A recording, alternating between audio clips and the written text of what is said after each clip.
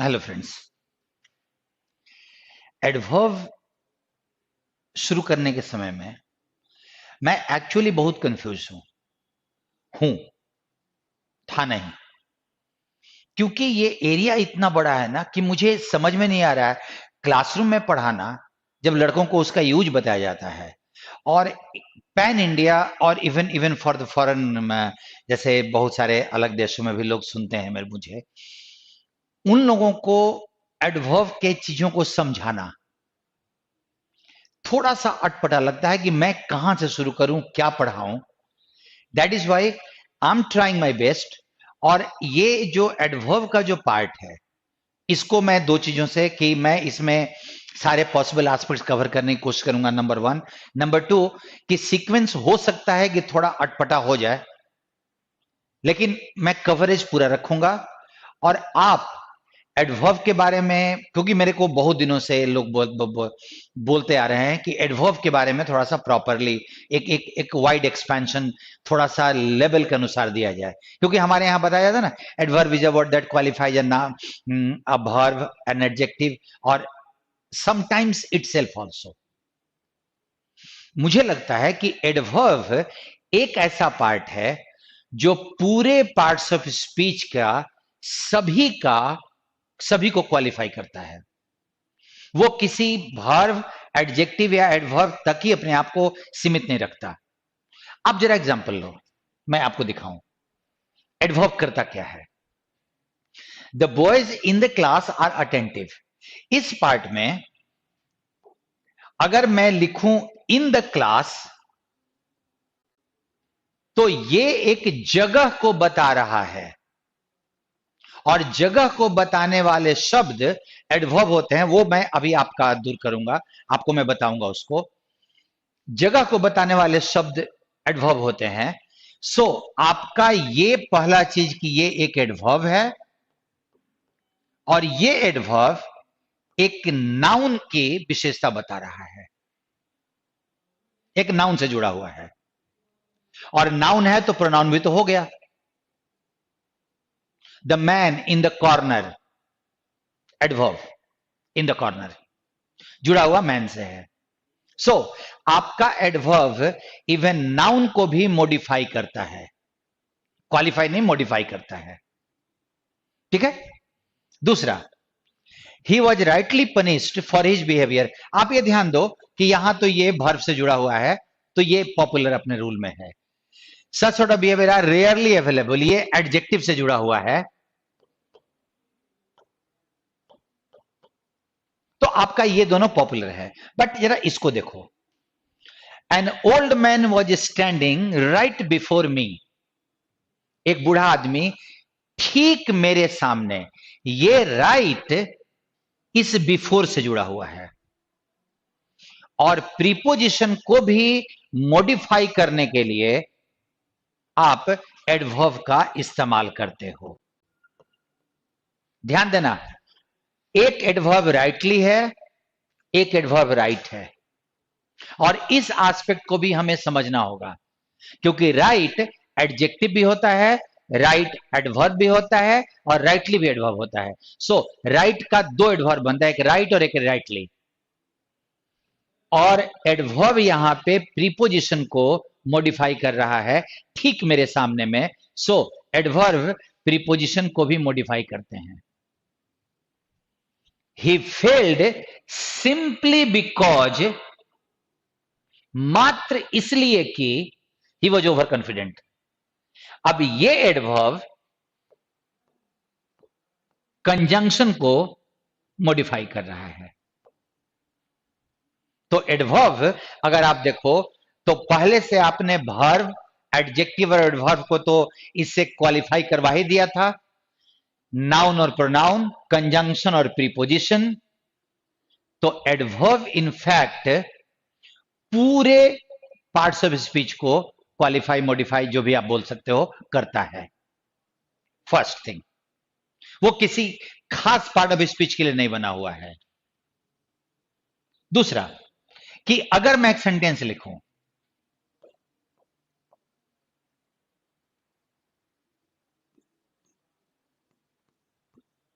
Fortunately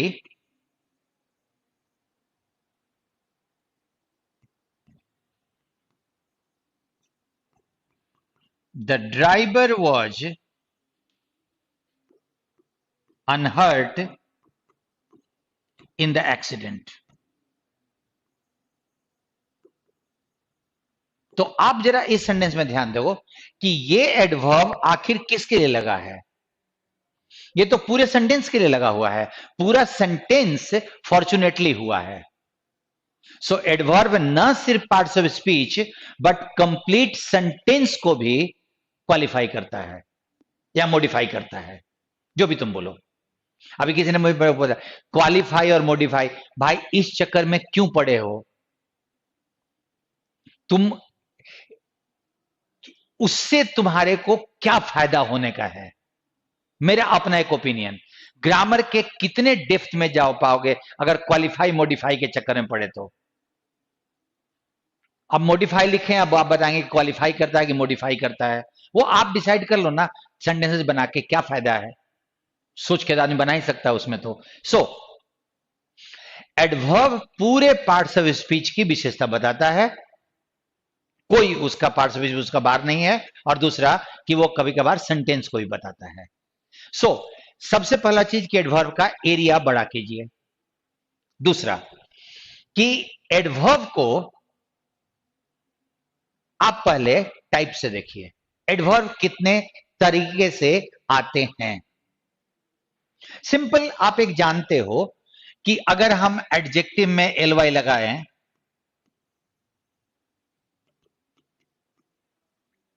तो adverb बनता है, या फिर कोई अकेला वर्ड भी आता है तो वो एडवर्ब बनता है। Often, adverb of frequency, here adverb of time, sorry place.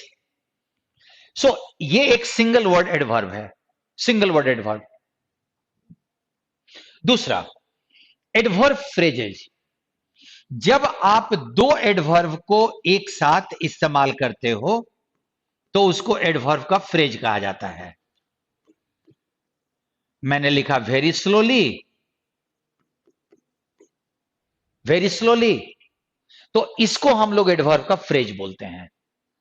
इस वर्ड को ये यहां पे डिग्री है, एडवर्ब डिग्री है, और ये एडवर्ब मैनर हो जाएगा। वो मैं आ रहा हूं, मैं वो क्या बोल रहा हूं मेरे को समझ में आ रहा है। सो तुम्हारा दो एडवर्ब अगर एक साथ आता है तो इसको एडवर्ब फ्रेज बोलते हैं। एक होता है एडवर्बियल्स, वो याद रखिएगा कि इनसे अंतर ये है कि नॉर्मली ये प्रीपोजिशनल फ्रेजेज हैं।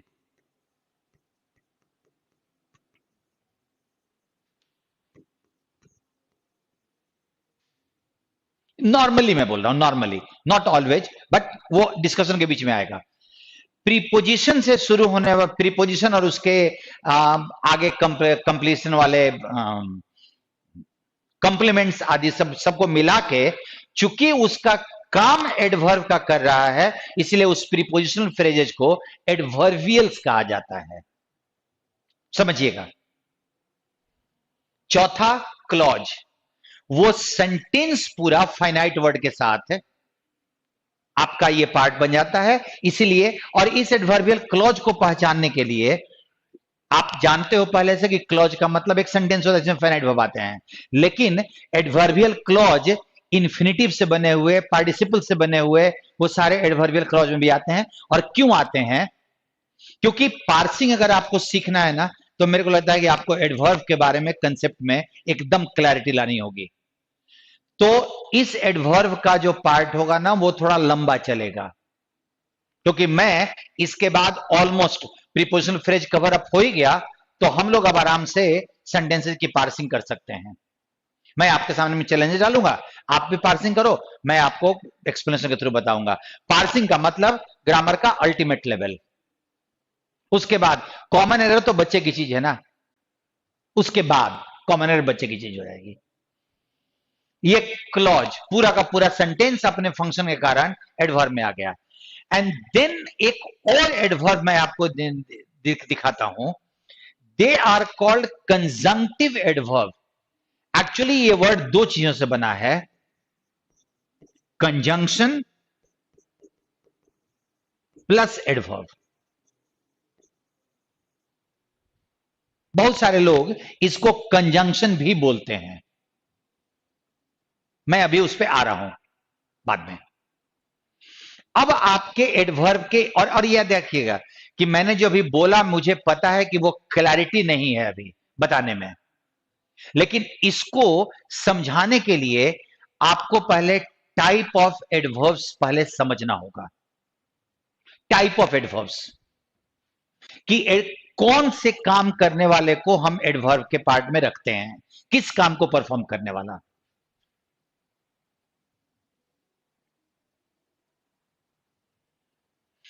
कुछ तो तुम्हारा बहुत पॉपुलर एडवर्ब है जो जो तुम बचपन से पढ़े हुए हो, किताबों में पॉपुलरली उसको लिखा हुआ है, एडवर्ब ऑफ मैनर।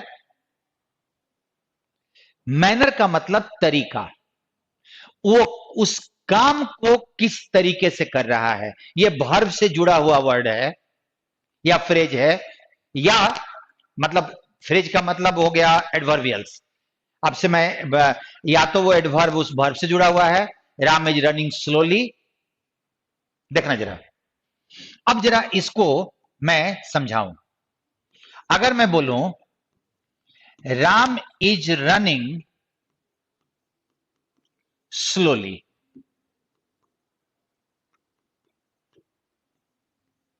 ये इस वर्ब को बता रहा है। हाँ, प्लेसमेंट हम लोगों को अभी देखना है, बाद में देखेंगे कि एडवर्ब ऑफ मैनर प्लेस कहां पे आते हैं। लेकिन जानते हो ग्रामेरियंस बहुत ज्यादा इसको इंपॉर्टेंस नहीं देते प्लेसमेंट को। वो बोलते हैं कि वर्ब के बाद रखना है, अगर इसको तुम नॉर्मल हाई यूज करना चाहते हो वर्ब के बाद रखो, और अगर स्लोली को हाईलाइट करना चाहते हो तो इसका पोजीशन बदल दो। इसका जो नॉर्मल पोजीशन होता है उसको बदल दोगे तो वो उसको उस पर इंफेसिस डालना शुरू करेगा। बट अभी देखो, ये राम किस तरीके से दौड़ रहा है ये बता रहा है मैनर। अब आपके मैनर को हम लोग प्रीपोजिशन प्लस कंप्लीमेंट्स के साथ हम इस मैनर को आराम से चेंज कर लेते हैं। Ram is running at a slow speed. Manner को आराम से एडवर्बियल्स में चेंज किया जा सकता है। मैनर को आराम से प्रीपोजिशन की सहायता से एडवर्बियल्स में बता सकते हैं। तीसरा,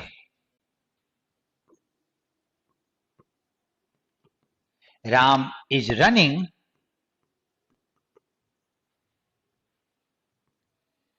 as fast as he can. ध्यान दो तो जरा, ये मैनर बता रहा है कि नहीं।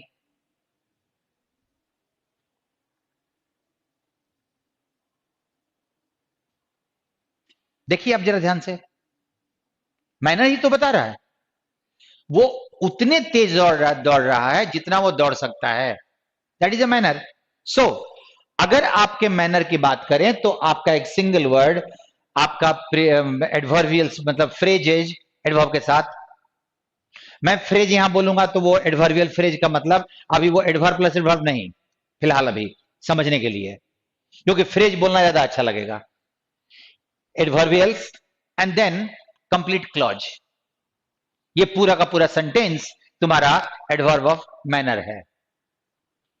अब जरा प्लेस को देखो।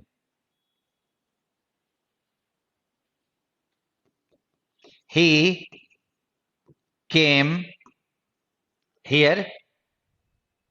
अब जरा ध्यान दीजिए, आपके पास हियर क्या है, एक एडवर्ब ऑफ प्लेस है। He came to our house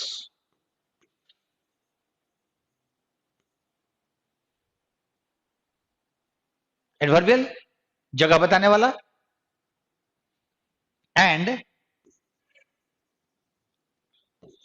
wherever I go, I find crowd and dust.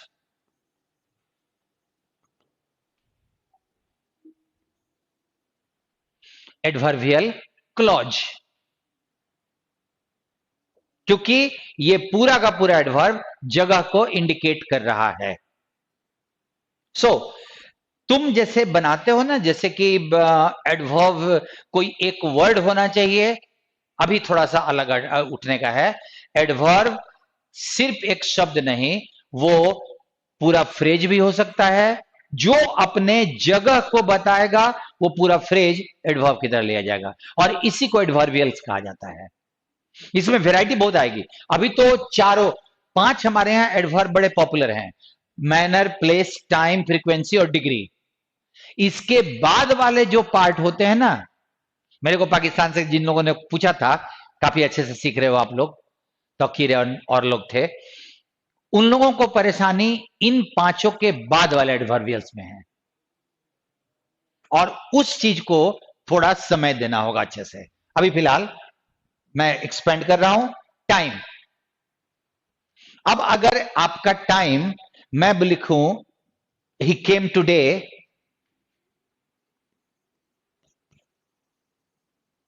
तो एडवर्ब हो गया.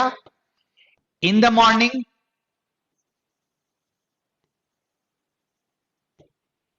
तुम्हारा एडवर्बियल हो गया टाइम बताने वाला. एंड व्हेन ही केम, ये भी तो समय बता रहा है, सो ये एडवर्बियल क्लॉज हो गया. वैसे ही तुम्हारा ऑफन लगाएं, he often comes my home, प्राय, frequency once in a week, तुम्हारा एडवर्बियल फ्रेज. एंड अगर मैं बोलूं व्हेनेवर ही कम्स, तो ये एडवर्बियल क्लॉज, जब भी वो आता है, ये तुम्हारा क्लॉज हो गया. फ्रीक्वेंसी है ना. एडवर्ब ऑफ डिग्री, जरा ध्यान दीजिएगा. अब एडवर्ब ऑफ डिग्री का रूल ये है कि एडवर्ब ऑफ डिग्री बहुत सारे चीजों में, बट एडवर्ब ऑफ डिग्री कभी क्लॉज के सेंस में इस्तेमाल नहीं किया जाता. क्लॉज में एडवर्ब ऑफ डिग्री का हम इस्तेमाल नहीं करते. आप इससे बहुत अलग अलग तरीके का, जैसे अगर डिग्री का बताने का मतलब कि मैं किसी एडजेक्टिव को, प्रीपोजिशन को मैं अप एंड डाउन, जैसे मैं राइट बिफोर मी मेरे सामने, बट राइट बिफोर का मतलब एग्जैक्टली बिफोर मी, तो वो तुम्हारा एडवर्ब ऑफ डिग्री था. वेरी स्लोली, एक्सट्रीमली इंटेलिजेंट, एलवाई लगा हुआ भी एडवर्ब ऑफ डिग्री बनता है. अगर मैंने बोला extremely intelligent, sorry,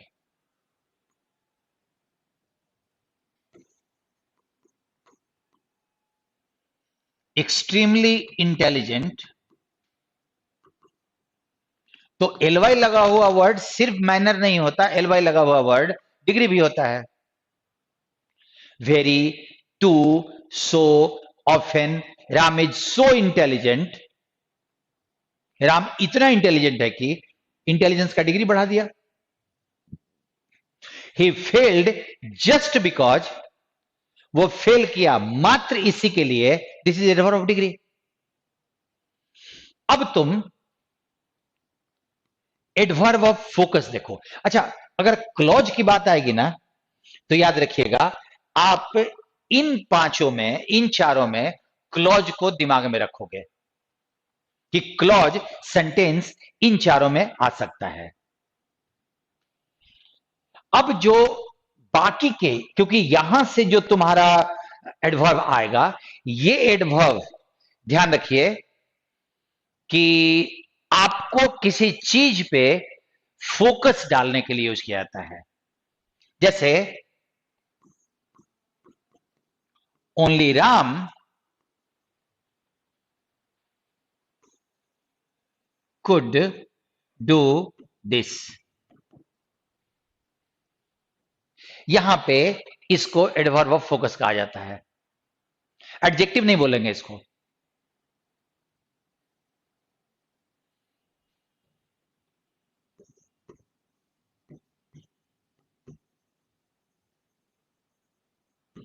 understanding is required,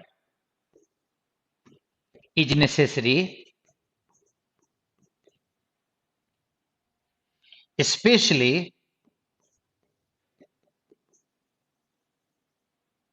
in English। देखो इसको ये क्या कर रहा है, ये इंग्लिश पे फोकस डाल रहा है, उसको इंफेसाइज कर रहा है। I have just 2 pens.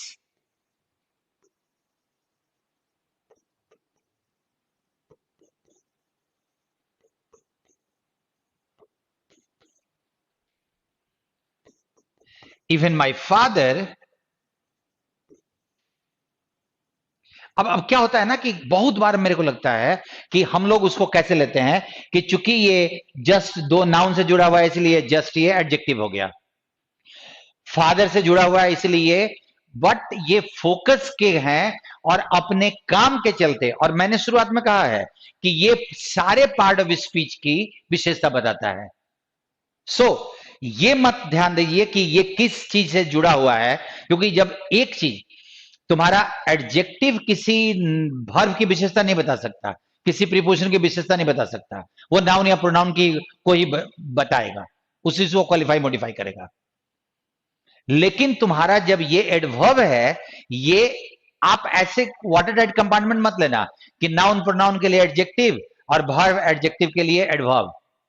Noun pronoun के लिए एडजेक्टिव हो सकता है क्वालिफायर में, लेकिन सारे पार्ट्स ऑफ स्पीच के लिए एडवर्ब, और वो अपने काम से डिसाइड करेगा कि वो एडवर्ब है या एडजेक्टिव है, अपने काम से। काम यहां है, काम यहां है, ठीक है। सो इवन माई फादर अगर किया जाएगा तो ये फादर को, यहां तक कि मेरे पिताजी ने भी, तो ये जो इवन है ये तुम्हारा एडवर्ब का पार्ट में आ गया। तुम एडवर्ब ऑफ व्यू पॉइंट देखो, एक्चुअली प्लेसमेंट के हिसाब से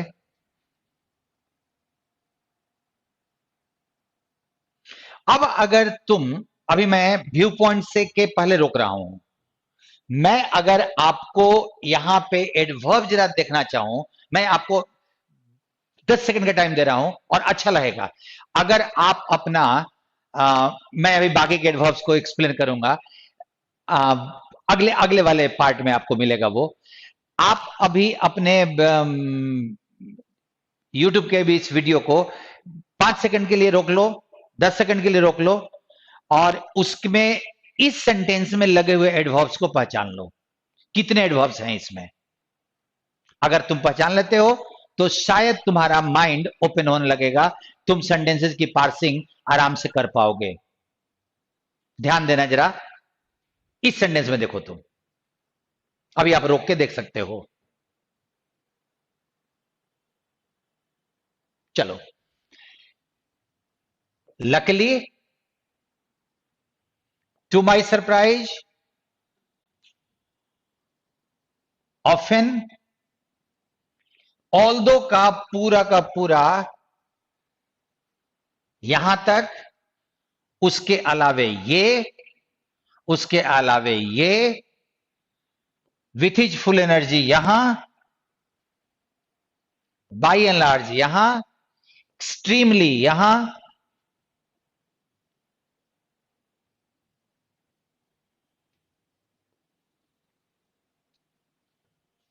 ड्यू टू हिज स्ट्रिक्टनेस यहां, और from the that point of view यहां।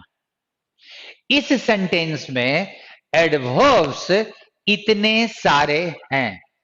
और अगर मैं एडवर्ब्स को हटा दूं,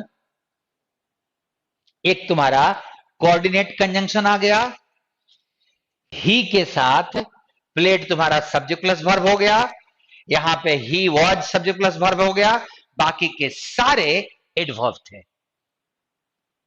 और अगर ये सेंटेंस तुमको तुम अगर इसको समझ पाओ तो तुमको एडवर्ब की विशालता का अनुभव होगा कि एडवर्ब कितना विशाल होता है। अगले वीडियो में हम लोग इसके डिफरेंट एस्पेक्ट्स को डील करेंगे। और जो मेरा एडवर्ब छूट गया, जो मैं क्योंकि बहुत लंबा भी नहीं होना चाहिए, adverb of view point, adverb of truth, adverb of comment and reaction, concession and contradiction, condition and linking adverbs. इसी में तुम्हारे सब तरह के एडवर्ब्स का एक्सप्लेनेशन आ जाएगा। और जब ये तुम समझ पाओगे फ्रेजेज को, दैट इज कॉल्ड एडवर्बियल्स, तब तुम सेंटेंस में आराम से एडवर्बियल्स को अलग कर लोगे and you shall be in a way having a fair amount of control over your grammar. See you in the next video. Thank you.